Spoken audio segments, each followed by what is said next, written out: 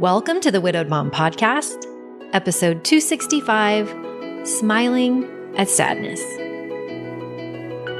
Welcome to the Widowed Mom Podcast, the only podcast that offers a proven process to help you work through your grief, to grow, evolve, and create a future you can truly look forward to. Here's your host, Master Certified Life Coach, Grief Expert, Widow, and Mom, Krista St-Germain. Hey there. Welcome to another episode of the podcast. We're going to talk about smiling at sadness today. I've been wanting to do this episode for a while, and it's time. Before I do that, however, I wanted to give a little shout out to a few people who have left reviews on the podcast lately. I asked for that, and I realized, I've asked for it, but I also haven't really thanked people in a while for doing it. So, Nicker123, you left a review. Thank you so much. Kimberly in New York, Priscilla from San Jose, Elizabeth Ballet, a user that is HFGRKDJFBD. I don't know if that's short for anything or if that's Greeking text. Not really sure. Then a listener who calls themselves Standing Back Up, Pazlaw7, Mimi B&H, Adventure is Calling, and probably my favorite, Fellow DG, which I'm a Delta Gamma, and so I assume that's what this person means, that she is also a member of Delta Gamma. And so, hey sister, thank you for your review. That made my heart really happy. Okay, I say thank you, one, because it helps other widows find the podcast, and that's super important to me, and also two, because podcasting is weird. It's so strange to be talking into a microphone and you're not really talking to anyone, and you're hoping that what you do helps.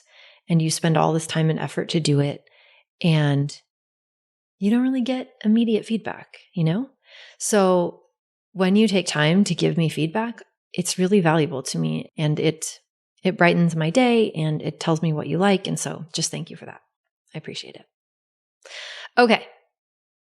As I said before, I've been thinking about doing this podcast episode for a while, and what I notice and experienced myself in my own grief is that when we've experienced a lot of sadness, it's really common to wish it would go away. It's really common to not see the value in it, to feel worn down by it, to be tired of it, to just want to feel something else. And maybe we don't even want to feel joy as much as we're just kind of tired of feeling sad. And it can be difficult to see the value and to see what sadness might be giving us in life when it's so pervasive. And so if this resonates with you, I just want you to know that A, I see you. I see you, and you're not alone. And in this episode, B, I want to offer you some ways to think about sadness that might be helpful to you. And as I was putting together my notes for this podcast, what I realized, probably subconsciously connected, is that the movie Inside Out 2 by Pixar is coming out this month. In fact, probably by the time you listen to this episode, it's supposed to air on the 24th, I think.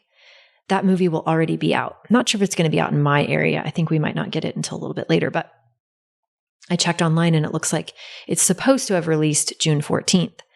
And first of all, let me just say, if you have not seen Inside Out 1, or Inside Out, it wasn't called Inside Out 1, but Inside Out, the original Inside Out, you might not want to listen to this episode of the podcast, because I want to talk through the themes of sadness and what I think we can take as widows from these characters. So I would much rather you go and have the experience of watching that movie for yourself and enjoying it without me spoiling it for you. And if you haven't listened, I highly encourage you to stop and then come back later. Okay? So if you are still listening, my assumption is that I'm about to spoil the movie for you and you're ready for it. You're not going to be mad at me about it, okay? Okay. Also, please don't email me and tell me about Inside Out 2 until I've had a chance to watch it. So don't spoil it for me yet. Maybe you've already seen it. So as I was preparing my notes for this episode, I thought, you know what? I'm going to go back and I'm going to YouTube one of my favorite scenes from the movie, which I'll talk about here in a minute. And Oh, wow. Did I go down a rabbit hole? I intended to just watch the one scene where Bing Bong's wagon has gotten pushed into the dump and there's an interaction between joy and Bing Bong and then sadness and Bing Bong. And so I watched that. And then I found, which I also want to recommend that you watch if you're interested in this like me. Then I found quite a few other commentaries about that movie. And my favorite, which has over 5 million views, so maybe I'm the only one late to the party, is by a couple of lovely humans who call themselves Cinema Therapy. And it's a therapist and someone who is on the production side of movies. And they watch scenes from the movie and they talk about them. And it was such a delight to see men actually talk about their emotions and cry and unshame things. And then in one of the episodes that they did, they actually invited several of the creators of the movie Inside Out to talk about how they animated it and why they made the choices that they did and how some of the stories came together, which I also found to be really interesting. So Cinema Therapy is how you can find that on YouTube if you're interested. But the whole idea, and then this is a great oversimplification, is that, of course, Riley and her family, her mom and dad, move from, where they used to live, Minnesota, Michigan, I can't remember, somewhere where it's cold enough that she can play ice hockey regularly. And they move to another state. I feel like it's California. Obviously, the details are less interesting to me than the emotional themes. But they move, and as they are moving, Riley's family is kind of telling her, essentially, she's like the happy girl and they want her to be happy. And they've probably, because this is what we do as parents when we love our children, even though later we might come to regret it, sometimes we want what we think is best for them. And what we think is best for them is happiness. And so we encourage them to be happy. And this is what Riley's family does. And so they talk about her as their happy girl. But that's not what Riley's feeling. She's feeling a whole lot of mixed emotions about this move, right? It's sad for her to move, and she misses her friends and she misses her hockey team and her memories there. And so we've got this experience that Riley is having in her life. And then the whole story is being told from the perspective of the emotions in Riley's brain, right? The emotions that are kind of controlling Riley's experience. So you've got anger, disgust, fear, sadness, and joy. And Joy thinks that she is superior. Joy thinks that all of Riley's memories should be joyful, right? She thinks she is the answer. And she thinks sadness is a problem. And we see this several times in the movie where, Joy is trying to keep sadness away from Riley's memories, right? If one of the characters touches the memories, then the memories become tainted, quote unquote, with that emotion. And so Joy doesn't want sadness to touch any of Riley's memories because then Riley will be sad, and Joy doesn't want her to be sad because Joy thinks that joy is superior to sadness. And isn't that so relatable? Because isn't that what we were taught? At least that's what I thought, especially coming into grief, that the goal is to be happy and that somehow joy is better than sadness. Joy is to be preferred over sadness. So we see Joy go to great lengths to keep sadness away from Riley's memories. She at one point draws a circle and tries to get her to stand in the circle. She doesn't want sadness to be at the control panel. She just doesn't want Riley to be sad. And so she's really relating to sadness as a problem. And so that's what we see at first. And then, this is my favorite. I don't know, I have so many favorite scenes, but one of my favorite scenes, and the one that I went to YouTube to watch, is the scene where Bing Bong, who is Riley's imaginary friend from her childhood, the wagon, the little push wagon or pull wagon with wings that Bing Bong has, gets pushed into the dump. And it's so sad for Bing Bong because he has plans for Riley. He's going to take Riley on another big adventure. And essentially what's happening is that Riley is outgrowing her imaginary friend, right? And so Bing Bong is sitting there on the side of the dump and looking down at the wagon and starting to get sad about this whole experience. And of course, Joy, who thinks that you shouldn't be sad, you should be happy, comes up to him and starts trying to make him happy, right? Starts trying to make him laugh and joke with him and she makes faces and silly noises and basically tries to talk him out of how he feels. So relatable. How many times has someone who loves you and cares about you insinuated that joy is superior to sadness, or been so uncomfortable with your sadness that they tried to talk you out of it? And that's the last thing most of us want when we're sad. We don't want to be talked out of our sadness. And so then what happens is that the character Sadness comes up to Bing Bong and she sits down and she witnesses his sadness. Right? Sadness doesn't need to be solved or fixed. Sadness needs to be expressed. It needs to be felt. It needs to be witnessed. And that's what Sadness does, is she sits right there and she says, "Oh, that's sad. You know, this was important to you."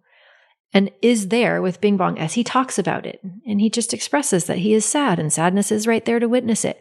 And then he cries his candy tears. Bing Bong cries little candy pieces. And he says, "Okay, I feel better."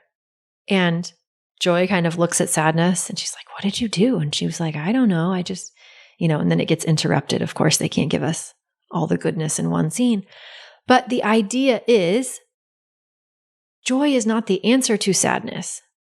Trying to force ourselves to be happy or make ourselves feel better isn't always what we need. Sometimes what we need, and especially when we're sad, is to be able to express our sadness, to have it be witnessed, to have somebody else be there with us as we feel it.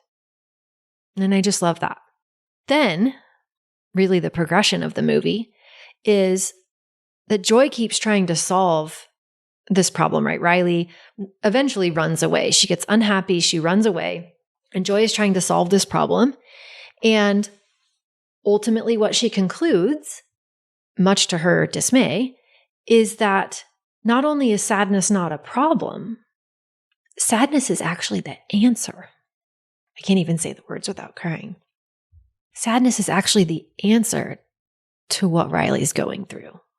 Right. And she sees that, and she sees that, oh, Riley is not able to allow herself to be sad, which is why she's disconnecting and running away. And so she lets the character Sadness hold the memories that Riley has of her childhood and where she used to live. And then all the yellow memories turn blue, which shows us the experience that so many of us have, where our joyful memories turn bittersweet. And that's the way of it. That's the way it's supposed to be, right? Sadness isn't there to hurt us or harm us or hold us back. Sadness is not there to make our lives hard.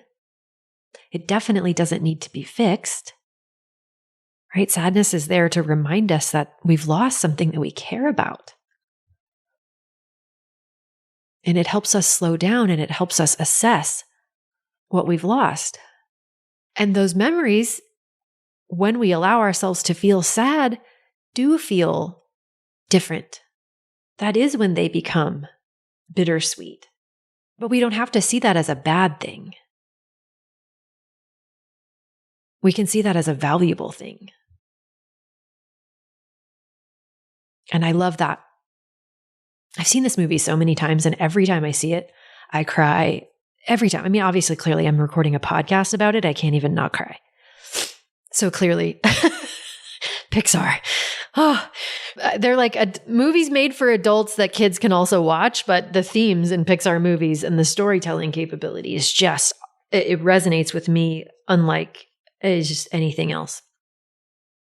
Anyway, so Joy lets Sadness hold Riley's memories, and because Riley allows herself to feel sad, that's when she can connect again with her family, right? That's when she tells her family, "Hey, I know I'm not supposed to feel this way. Essentially, I know you want me to be happy, but I'm sad." And then they, in turn, open up and share their experience with her that they miss home too. And then, because they do that, they get a deeper sense of connection. And that is a gift that sadness offers us. That is a gift that sadness offers us. Deeper connection. Connection over a shared experience where there was pain and loss. And we are honest about what that experience is like for us. And we let others support us. And because of that, we have the opportunity for an increased and deeper sense of connection, which is such a beautiful thing. Now, it doesn't always work out that way. Sometimes we're vulnerable with people and they reject us and we actually don't get that deeper sense of connection. But I do think that that is a benefit of sadness, that it makes that possible. I also think it's interesting, I read this once, that there's some research that shows that one of the benefits of sadness is that because we slow down and go inward and take stock and, can really kind of forget ourselves, right? It's like, that feeling of when time just slows down and it's like the whole world is still moving, but you kind of might experience it as though you're in slow motion. Sometimes when that happens, because we are so introspective, which is not a bad thing, but it can mean that we aren't as able to take care of ourselves. That's when we might find that it's harder to actually eat. It's harder to, do the things that are required to take care of ourselves. And one of the things that I think is interesting about sadness is that even though we don't really consciously do it, we make expressions on our faces when we're sad. And researchers have concluded that those expressions that we make, so like that, our jaw gets loose and our lower lip gets a little pouty and maybe our eyes, kind of narrow or and our eyebrows, like scrunch in a little bit. But that as humans, we're wired to pick up on those facial expressions as a sign that that person might need us, that person might need our help. And so in that way, our sadness helps other people see when we might need them, which also gives us the opportunity to form deeper connections. I think that's really beautiful too. Okay. So the last thing that I wanted to share with you that I did not realize, and I didn't even realize it until I went down this YouTube rabbit hole. I just never noticed. And I was reading through comments in some of these videos that I was watching about this movie Inside Out. And did you notice, maybe you did you notice that Joy is the only character whose hair color is not the same as her body color, right? Anger is red and his hair is red. And disgust is green and her hair is green. And sadness is blue. And she's got a little hat on, I think. But she's all blue, right? Everybody has hair that matches their body color, except for Joy. And Joy's hair is blue. Joy's hair is blue. And what that to me says, I don't know, I never saw anyone from Inside Out validate this, but what that to me says is that that's a way of saying joy is not possible without sadness. The only reason we get to experience joy is because we know sadness. Sadness is what happens when we lose something that we had joy about. They go together. So to watch the character in the movie go from thinking that it's all about her to realizing that that's not true. It's not that she's not valuable, she is, but that all the emotions are valuable, and especially sadness. And then sadness saves the day, right? Joy gives her the controls, and it's just such a beautiful thing. And what I want to offer is, what if you looked at your sadness like that character in Inside Out, and you saw her as your little buddy, right? Like a valuable part of your human experience. And it's not to say that we have to love the experience of sadness or be grateful that we're sad. But what a difference to consider the value that sadness really does add, instead of trying to push it away or shove it down or reject it. And remind ourselves when we're having those moments like Bing Bong, who's so sad. And we've been buying into the nonsense that we're supposed to be grateful or talk ourselves out of it or find the silver lining or be happy. That's nonsense. That's toxic positivity. That's nonsense. What we really need is to figure out a way to express how we're feeling, to feel it, to let it be witnessed. And just like when Bing Bong's sadness gets witnessed and he cries his candy tears, he feels better. But it's not because he got away from sadness, it's because he allowed it. And I think what a lot of us are experiencing when we're so tired of feeling sadness is in part because we're resisting it. We're trying to push it away instead of reminding ourselves that it is supposed to be part of our human life. It is especially supposed to be part of our grief. It isn't a sign that we've done anything wrong. It isn't a sign that we should be thinking happy thoughts. It's a sign that we've lost something that we care about. And what a beautiful thing it is to be human and to have things that we care about that we can't lose. Still hard, but beautiful hard. So, can we smile at our sadness? Can we welcome it a little bit more? Can we see the value in it? Can we have a different experience of it because we're not trying to shove it away or tell ourselves we can't handle it or that it's too much or that it shouldn't be there? That's what I want to offer you today in this teary episode. And I'm so excited about Inside Out too. What I know about it is that we have new characters. I was looking it up and trying to research it, and I saw that we have the new character of anxiety, we have envy, we have embarrassment, nostalgia, and ennui, which is French for boredom and disinterest. And of course, Inside Out 2 is the story of Riley as a teenager. So we can all imagine, of course, anxiety, envy, and ennui would make an appearance. That makes sense. And embarrassment. So I look forward to seeing that. I hope this shifts the way that maybe you consider relating to your sadness. And I will say that the sad parts of me see the sad parts of you. And that's a beautiful thing. Okay. I love you. You've got this. Take care, and I'll see you next week. Bye-bye.